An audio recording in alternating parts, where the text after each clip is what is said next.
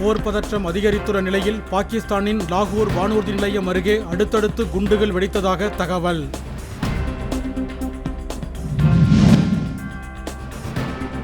காஷ்மீர் எல்லையில் பாகிஸ்தான் ராணுவம் அத்துமீறி நடத்திய தாக்குதலில் பொதுமக்கள் 10 பேர் பலி, ஒரு இந்திய ராணுவ வீரரும் வீரமரணம்.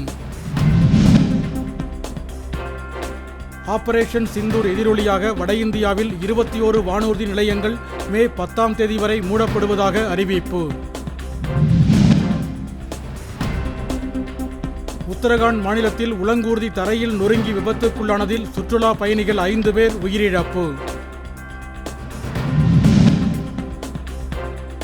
12ஆம் வகுப்பு தேர்வில் தேர்ச்சி அடையாதவர்கள் மே 14 முதல் துணைத் தேர்வுக்கு விண்ணப்பிக்கலாம் என பள்ளி கல்வித்துறை தகவல்.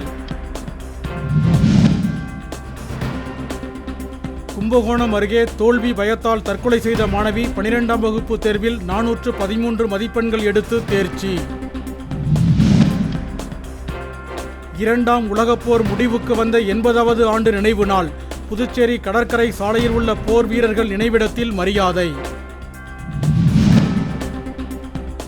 தூத்துக்குடி இனிகோ நகர் கடற்கரையில் மர்ம நபர்கள் தீ வைத்ததில் 10 லட்சம் ரூபாய் மதிப்பிலான ஃபைபர் படகு சேதம், மீனவர்கள் அதிர்ச்சி.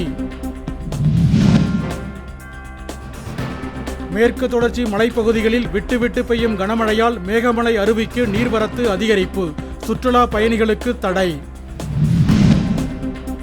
தங்கம் விலையில் பவுனுக்கு 440 ரூபாய் அதிகரிப்பு. சென்னையில் 1 பவுன் அணிகலன் தங்கம் 73,040 ரூபாய்க்கு விற்பனை.